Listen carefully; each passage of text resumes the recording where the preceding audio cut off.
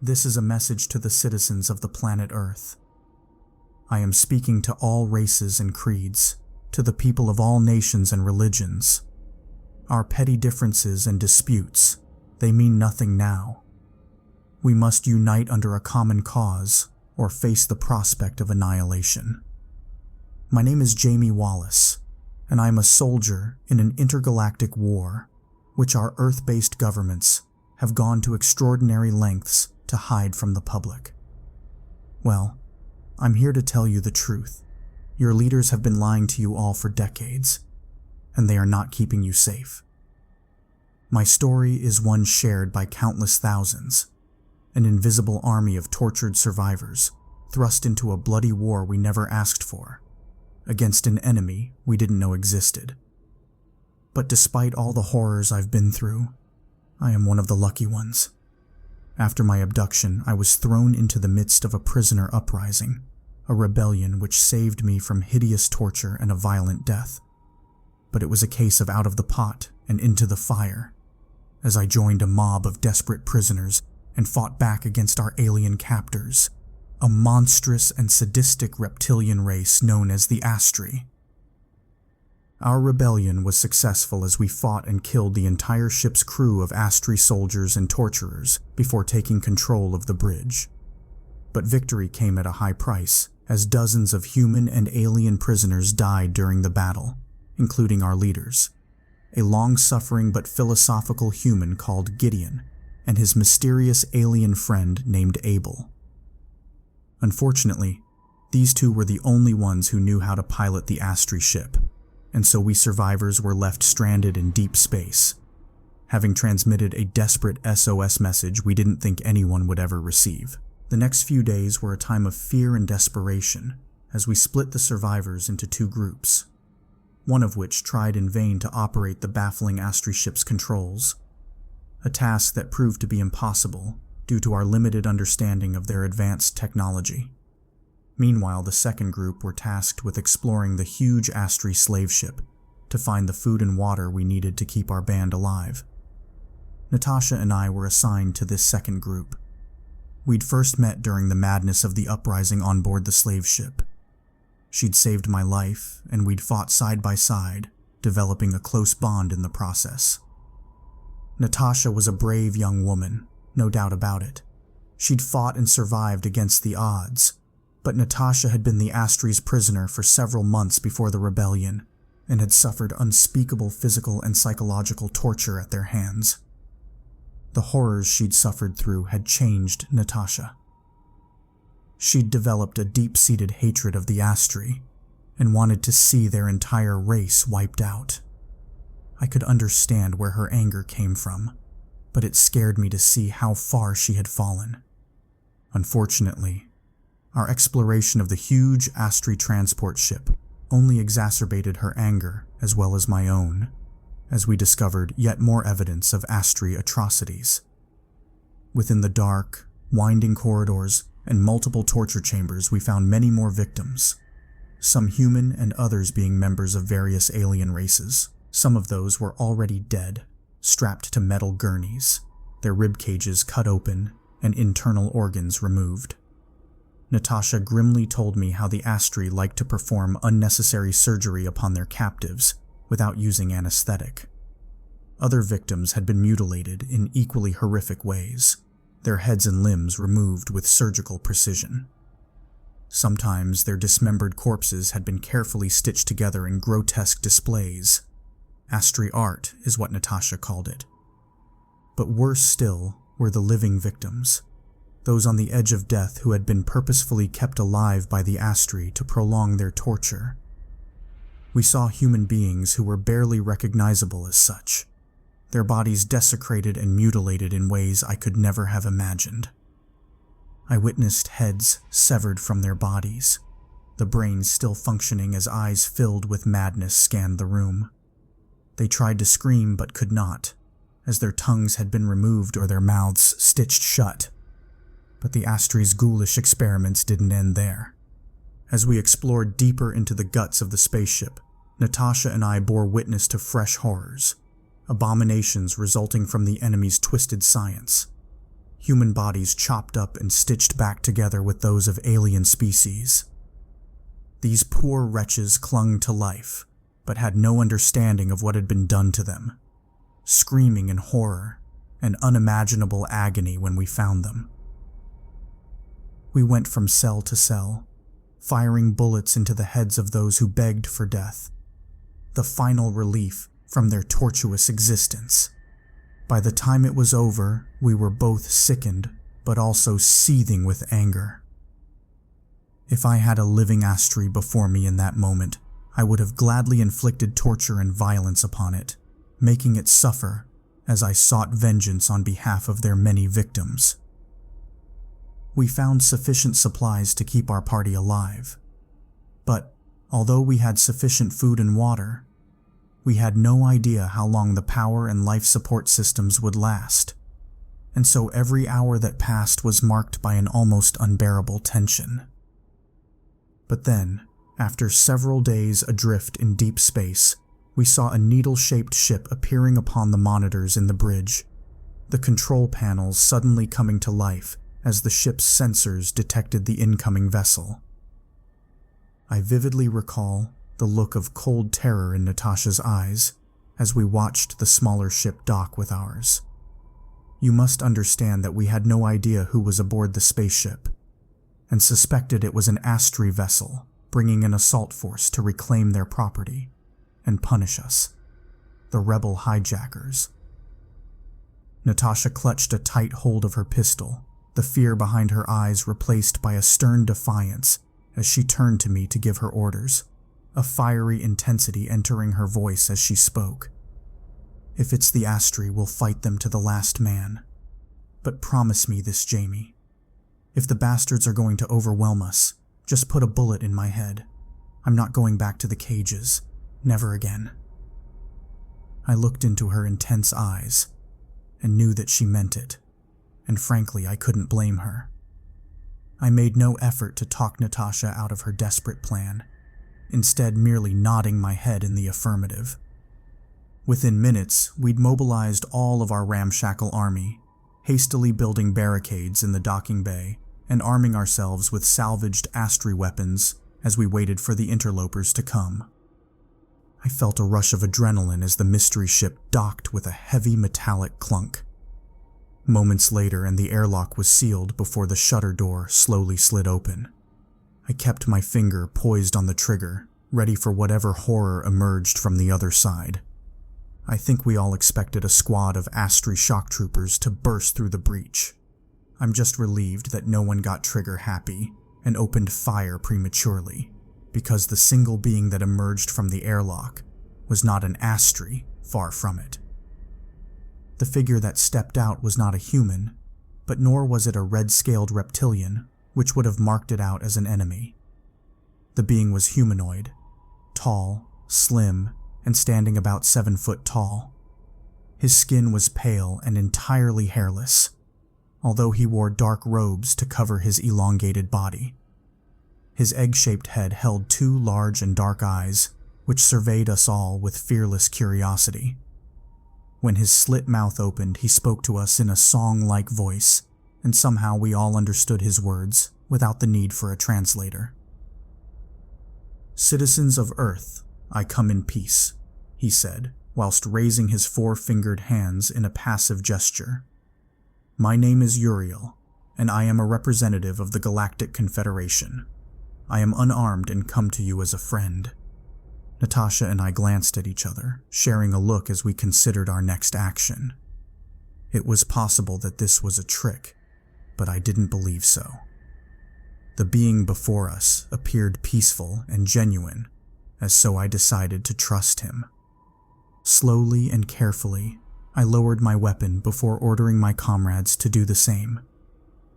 Natasha looked reluctant to comply, her finger still on the trigger and a fiery intensity remaining present in her dark eyes. I had to repeat my order and shoot her a stern look before she eventually complied. The alien who'd introduced himself as Uriel shaped his slit-like mouth into what might have been a smile before saying, "My new friends, I cordially invite you on board our ship, where we will provide you with subsistence and medical attention. After your people are rested, we can discuss our next steps." There was still some reluctance amongst our number, and so I led the way, holstering my weapon and walking forward towards the strange being, smiling as I greeted my savior and entered into a new alliance. Our rescuers were good to their word and provided us with fresh clothes and food tailored to our needs, allowing us time to rest and wash, and providing medical assistance to any who needed it. The interior of their spaceship was in stark contrast to the Astries. Instead of dark, featureless twisting corridors, we were treated to aesthetically pleasing colors and light, and instead of torture chambers and cells, we were greeted with comfortable cabins and friendly aliens of various species working in unison for a common cause. This was the Galactic Confederation, the antidote to the cruel and twisted empire of the Astri. Natasha and I were recognized as the leaders of our small party, and were invited to a meeting in what looked like a conference room located in the guts of the ship, sitting around a circular table with an assortment of exotic and bizarre aliens. The being called Uriel was present and seemed to be chairing the meeting, but he was the only one present from his species. The rest of the motley crew included a werewolf-like creature with 6 eyes from the same race I'd encountered during the rebellion. Beside the wolfman sat a small and stumpy being, covered in thick brown hair and with wide, wandering eyes. And most bizarre of all was a black eel-like creature contained within a 6-foot-long exoskeleton, as presumably it could not survive outside of its natural aquatic environment. Our alien hosts supplied us with electronic devices which we inserted into our ears, allowing us to understand what was being said and communicate with our new allies. Uriel opened the discussion by welcoming Natasha and I, whilst congratulating us on our victory on board the Astri spaceship. "Your successful rebellion has struck a blow against the enemy, but it has not significantly reduced their capacity to operate inside your solar system. The problem is here." He tapped his long fingers on a control panel to reveal a holographic display in the center of the table. Suddenly, I saw a representation of a gas giant, which I recognized as being Jupiter, and noted the smaller rocky satellites orbiting the planet, which were surely its moons. Uriel zoomed in on one moon in particular, a rock which should have been uninhabited. But when the image sharpened, I noted the ugly metal structure built into the moon's surface. The Astri's Alpha facility, their forward operating base for this system, located upon the moon that the Earthlings call Europa. Recently, we deployed a substantial flotilla in an attempt to destroy this base, but the Astri detected our assault and deployed countermeasures to destroy our fleet in orbit. We understand that the Earth-based governments also made an attempt against the base, using a diplomatic mission as cover for a biological attack. This operation also ended in failure, and the human leaders on Earth have since submitted to the Astri pirates, providing tribute to the enemy by handing over their own citizens for mutilation and murder. My jaw dropped as Natasha and I shared a look of shock and disgust. We'd heard rumors of government complicity in the Astri atrocities, but now the awful truth had been revealed. It is clear that another conventional attack will not succeed. Uriel continued. Therefore, we must resort to unconventional tactics. The holographic image suddenly changed, showing what I guessed was a 3D image of the base's interior, revealing elevators, tunnels, and chambers deep below the moon's surface. Our allies have taken considerable risks to bring us these schematics. We have identified the command center which coordinates the base's orbital defense systems. If we neutralize this system, we will be able to attack the facility from deep space with impunity. He paused to zoom in, focusing upon a chamber located deep below the ground. This is our target.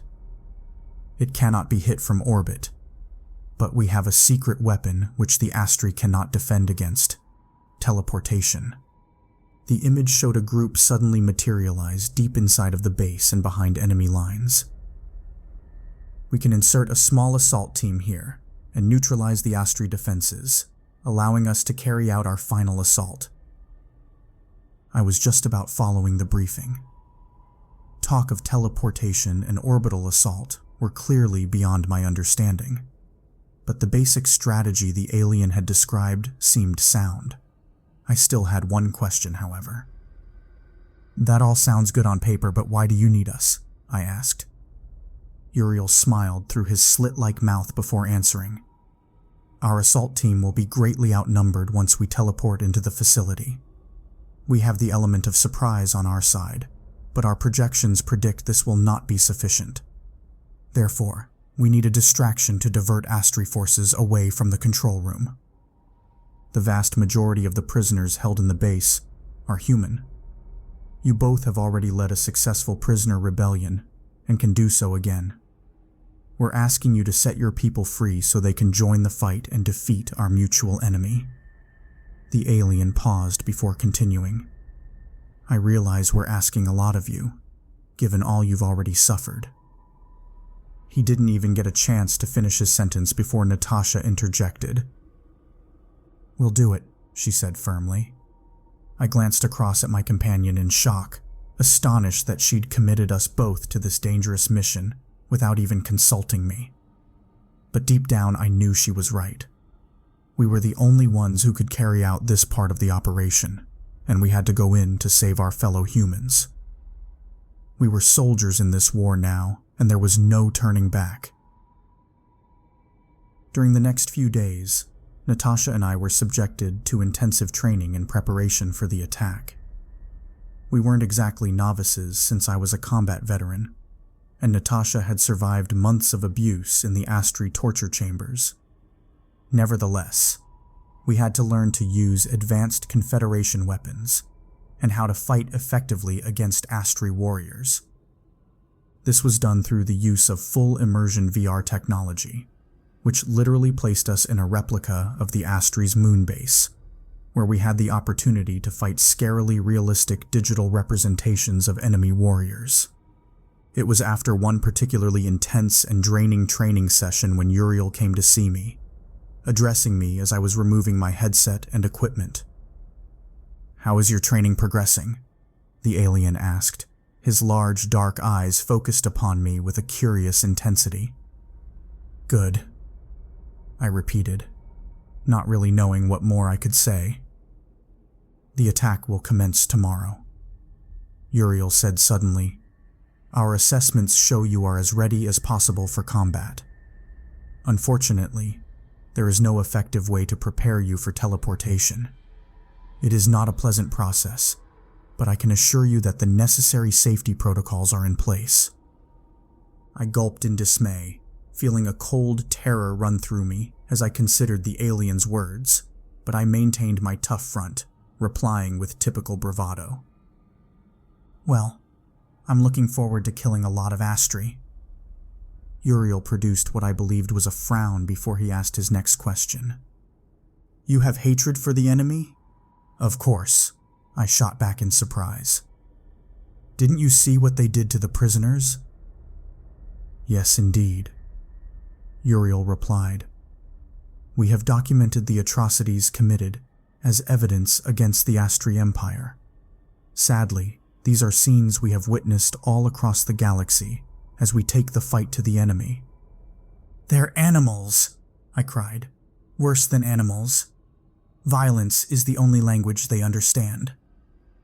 "Yes," Uriel said thoughtfully.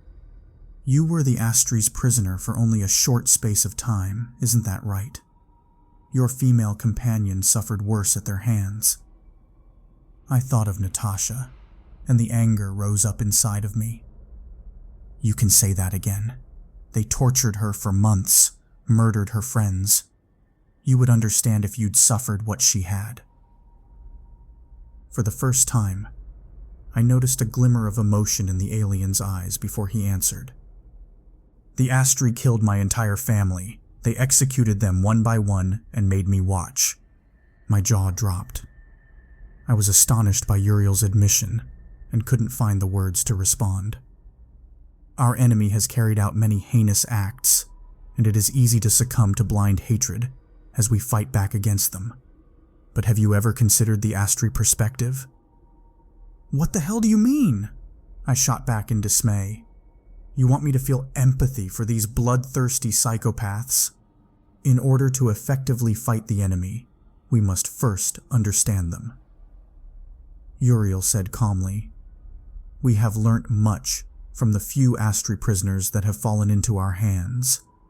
Our neural technology has permitted us to monitor their brainwaves, to even tap into their memories." He nodded at the headset I held in my hands. "If you will indulge me, I would like to share one last simulation with you before the mission. I believe you will find the experience helpful in the battle to come." I was reluctant to comply given how exhausted I was after the intense training of the past few days. However, I was intrigued and thought that whatever Uriel wanted to show me must be important, and so I nodded my head in the affirmative, putting my headset back on and linking up my equipment before I was thrown into yet another virtual scenario. I found myself falling, the ground coming at me fast. There was no time to do anything as I rapidly descended from a height, but thankfully thick vegetation broke my fall before I hit the forest floor with a heavy bump. Glaring up through the foliage, I saw a dropship briefly hover in the sky above before it moved on, slowly flying off into the horizon. I soon realized that I'd fallen from the aircraft, or more accurately, I was tossed out like a piece of garbage. My avatar had been dropped into the middle of what looked like a tropical rainforest, but this wasn't the weirdest part. I looked down at my hands and saw claws, and my torso was covered in red scales. To my horror, I realized Uriel had put me inside an Astri's body. I'd no idea why he'd done such a thing, but I guessed this was what he wanted to show me. Something else was wrong, however. I wasn't a fully grown Astri like the 7-foot-tall warriors I'd previously fought with. Instead, it seemed I was a mere child, not fully developed. I felt small, vulnerable, and frightened. Who would have thought Astri could feel fear? I nervously explored my surroundings, walking forward awkwardly upon stumpy legs. The atmosphere was stifling, and the vegetation thick.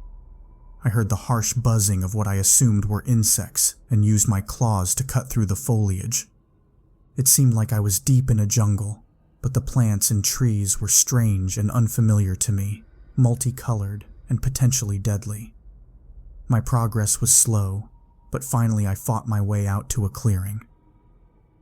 Looking up to the sky above, I was astonished to see 2 suns shining down upon me, one large, the second much smaller.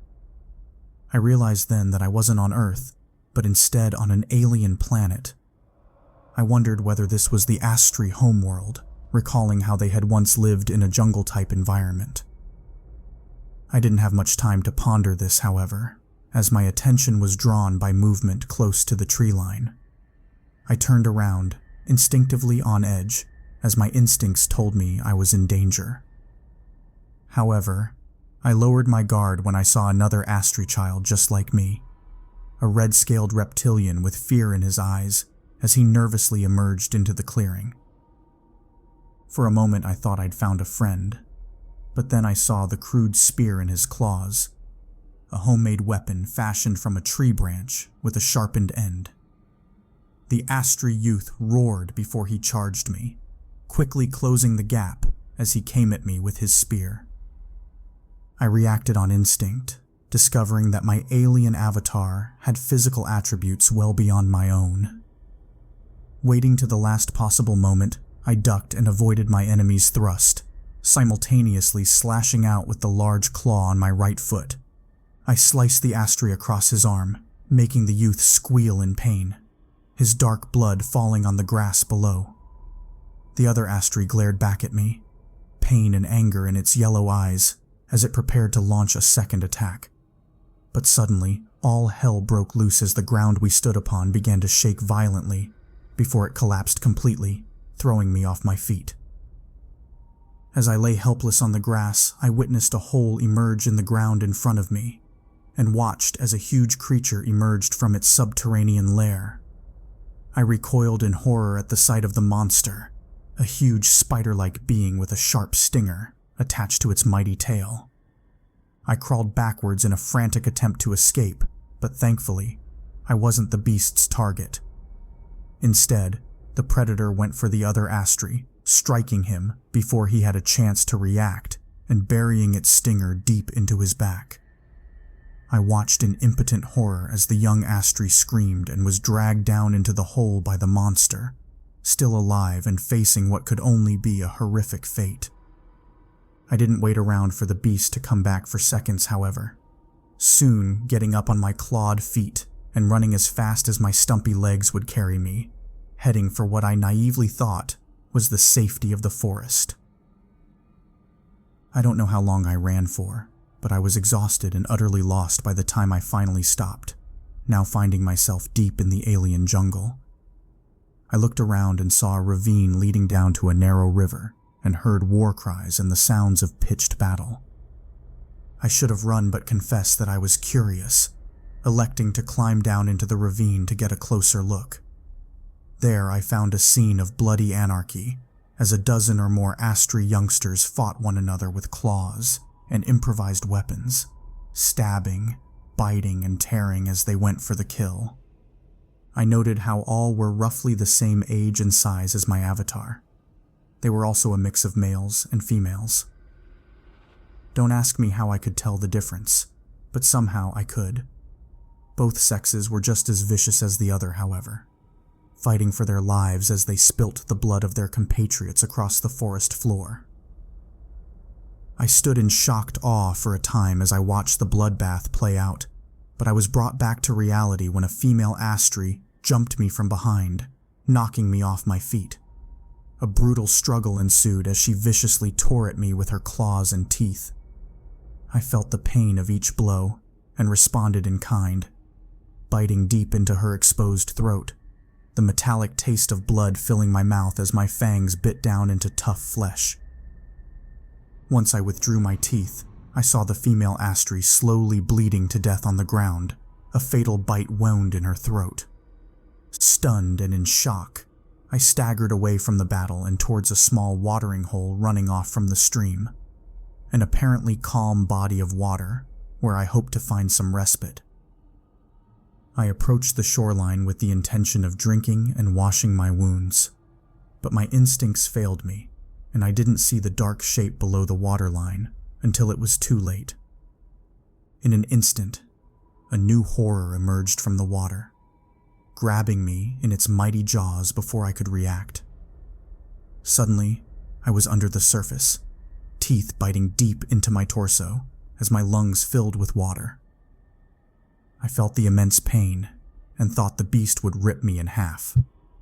Instead, it spun me in the water like a crocodile would do to its prey, and my pain became so great that I lost consciousness. I awoke some time later, coughing out water from my lungs as I tried to sit up, only to reel in agony. The beast had nearly bitten me in two, and I'd lost a lot of blood, but somehow I was still alive and back on the shoreline. But I knew I wasn't safe. I heard rustling in the bushes behind me, and realized the predator was returning to finish what it had started. Fighting the pain, I prepared to defend myself, but then it all ended. I gasped for breath, grabbing at the headset and ripping it off my face. Looking down, I searched for wounds on my body only to find I was unharmed. The sweat was pouring from my every pore, and my head was pounding. Everything I'd experienced had seemed so real, and yet it was merely a simulation. And when I looked up, I saw Uriel watching over me, his black emotionless eyes observing my reactions with cool indifference. I angrily tore the various appendages from my body, while confronting my alien companion. "What the hell was that?" I demanded. "That was a digital representation of the early memories of a captured Astri warrior," he replied dispassionately. "Why did you show me this?" I asked next, To help you understand, an Astri upbringing is not an easy one. They are taken from their mothers as soon as they're able to walk and unceremoniously dumped into the savage jungles where they have to fight tooth and nail to survive.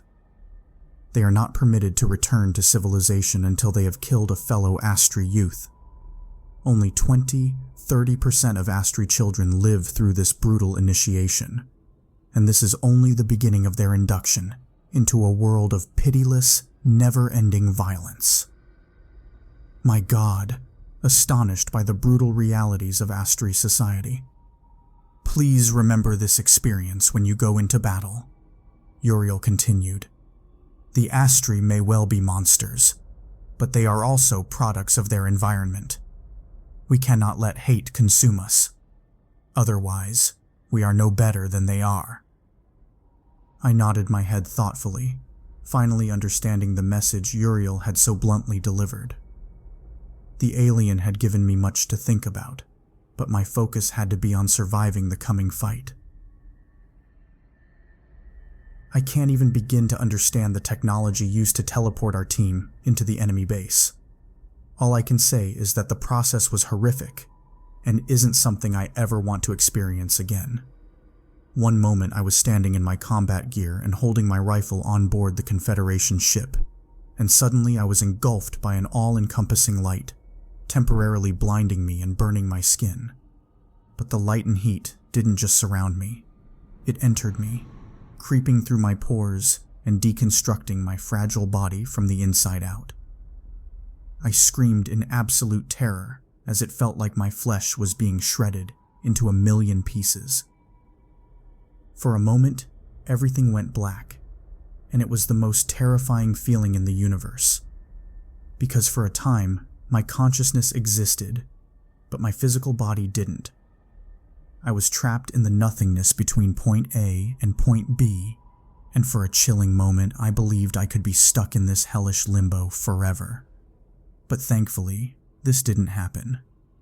The process of my rematerialization was equally horrific, as all my pieces were merged back into one, the light fading as I found myself inside of a dark tunnel. My head was still spinning, and I felt the bile rising up my throat. To my shame, I vomited all over the metal gangway, keeling over as my whole body shook. It was Natasha who came to my aid, placing a firm hand on my shoulder before helping me back up to my feet. Adjusting to my surroundings, I saw that our whole assault team had made it through the teleportation process. Our squad was indeed a small one, consisting of Natasha and I, Uriel, a warrior from the werewolf race who we called Axel, and 3 automated war machines which seemed to do most of the fighting within the Confederation military. I looked to Uriel and noted how the alien carried no weapon. When I questioned him on this point, his answer was typically philosophical and fatalistic. I am a diplomat, not a soldier. I have a role to play in the fight to come. If the enemy take my life, then so be it.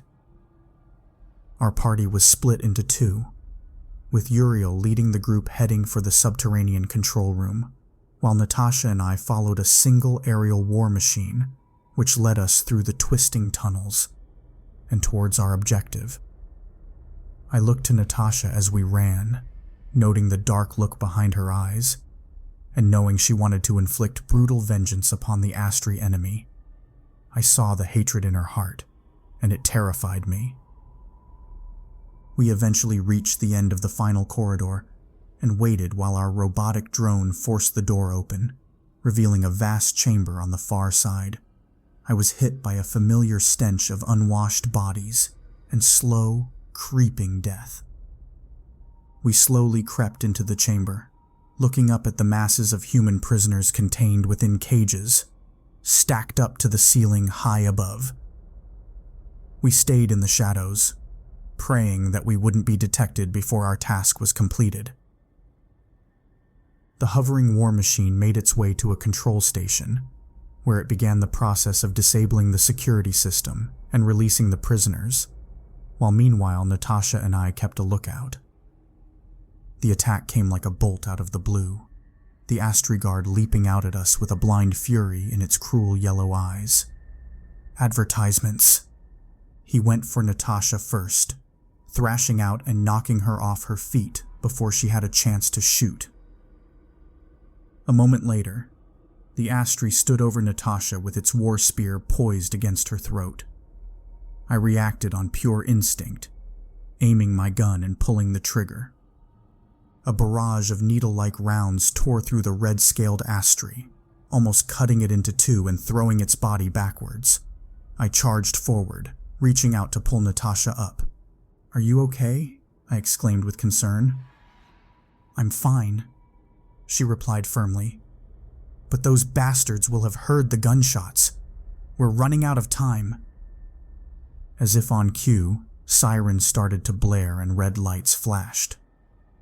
The base was now on alert, but thankfully our robotic guide finished its work, and each and every cage door automatically swung open, much to the shock and surprise of the emaciated and tortured prisoners within. The first brave few emerged, with one thin and heavily scarred naked man walking towards us, a glimmer of hope visible in his bloodshot eyes. "You're humans," he stuttered in near disbelief. "Are you here to rescue us?" Natasha responded by pulling a knife from her belt and handing it to him. "You're going to need to fight for your freedom. Now's your chance for revenge." The freed prisoner smiled through his cracked lips and eagerly accepted the blade. Others soon followed, filing out of their cages one by one as they joined the resistance. Just then, a shutter door at the far end of the chamber shot open, and two Astri guards emerged, opening fire with their rifles as they came. Natasha and I returned fire whilst ducking for cover, but the freed prisoners charged forward like a human wave, screaming with a berserker fury as they flung themselves at the two Astri. The guards continued shooting, killing several before they were overwhelmed, stabbed and beaten by dozens of vengeful prisoners, who literally ripped their abusers to pieces. As Natasha and I watched on, we were suddenly shaken by a mighty explosion from below our feet. A moment later, we heard Uriel's monotone voice through our earpieces as he said, "The Central Command has been neutralized. The Astri's orbital defenses are down. Reinforcements will be with us shortly." I looked to Natasha and we shared a smile, and for the first time I truly believed we were going to win this fight. The reinforcements arrived soon after, as Confederation ships entered Jupiter's orbit, and numerous fighting drones were deployed throughout the Astri base. It seemed the enemy were totally unprepared for the attack, and they proved unable to defend the base once their security systems were down. There were pockets of resistance as surviving warriors fought frantic battles against the robotic invaders, but their outposts were all gradually overrun. Meanwhile, Natasha and I led a group of liberated prisoners as we moved deeper into the facility in search of other survivors. Natasha showed a frightening zeal whilst dispatching wounded Astri soldiers, her eyes lighting up as she pumped bullets into their limp bodies. It seemed that her lust for vengeance had consumed her, and I began to fear there was no way back for my friend. And Natasha's anger only grew as we descended deeper underground, navigating the dark, twisting corridors and discovering fresh horrors and further evidence of the enemy's atrocities. In one vast chamber, we discovered a substantial amphitheater, a circular arena of seats looking down upon what could only be described as a killing zone, the ground covered in blood and viscera, which stood as a lasting reminder of the slaughter which had occurred here. And it got worse. On the next level down, we discovered several artificial habitats containing savage alien beasts. In the first was a crocodile-like predator, swimming in a tank of murky green water, greedily feasting upon severed limbs and assorted body parts from its many human victims. Next, we observed an enclosure from a viewing platform above it, watching in sickened horror as dozens of small spider-like creatures burst through the ribcage of a still living man, feeding on his innards as he screamed in absolute agony and blind terror. But when Natasha and I reached the bottom level of the hellish facility, we found something we never could have anticipated. The room we entered stood in contrast to the bleak and dark metal corridors we'd traveled to get here. Instead of darkness, we were confronted by bright lights and white walls. Walking into what looked like a hospital ward, and noting the incubator type. Transparent cribs lined up in rows of 3. And inside of the incubators were Astri infants, squealing little, red-scaled reptiles staring up at us with their big yellow eyes. I remembered my time in the VR simulation and what Uriel had told me about the Astri youth, saying they were thrust into battle as soon as they were old enough to walk. But these infants appeared to be newly born, unable to look after themselves, and so still needing protection from a hostile universe. I stood in the doorway, awestruck and taken aback by this latest unexpected development. But Natasha didn't miss a beat, confidently marching into the room and proceeding to the nearest incubator.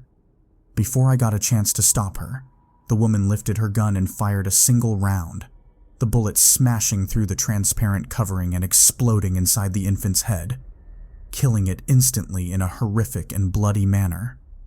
"Jesus!" I screamed in shocked dismay. "Why the hell did you do that?" Natasha simply shrugged her shoulders and answered in a matter-of-fact tone. "They're Astri.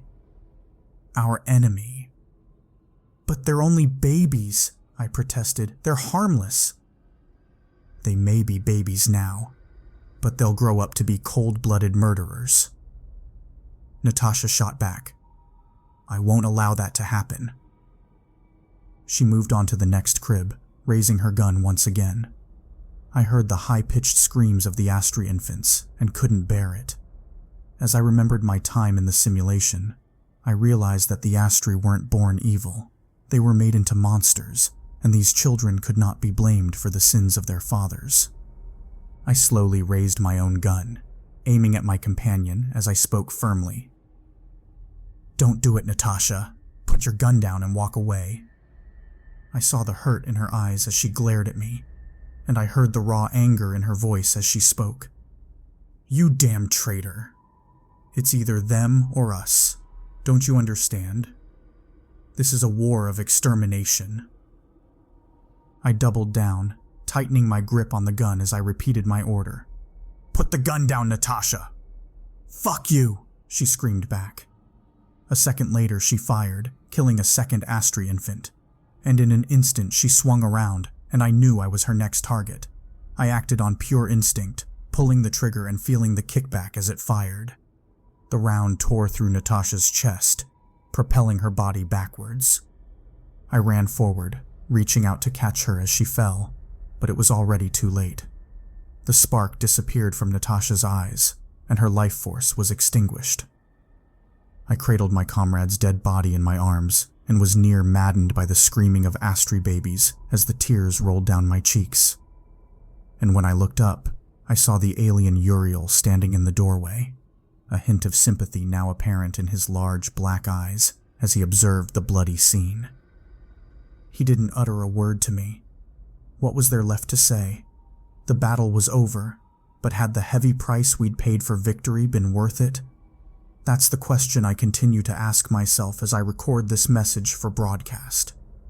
Nevertheless, I'm here to tell you that the threat few on Earth knew existed has been lifted, for now at least. The Astri's base on the Europa moon is now in the hands of the Galactic Confederation, and therefore the enemy will be unable to abduct human beings for the first time in generations. Thousands of lives have surely been saved, but the war is far from over. The Astri Empire is still powerful and dangerous, and there is no guarantee that their forces won't return to our solar system. Denial and complacency are no longer an option in a universe full of deadly threats. And if our governments aren't prepared for this fight, then we're going to need new leaders. But this is a matter for the citizens of Earth. I will not be returning to my home planet, not for a long time anyway. My fellow survivors and I have joined the Confederation forces and will continue the fight against the Astri Empire in every corner of the galaxy. But I will never forget Uriel's lesson.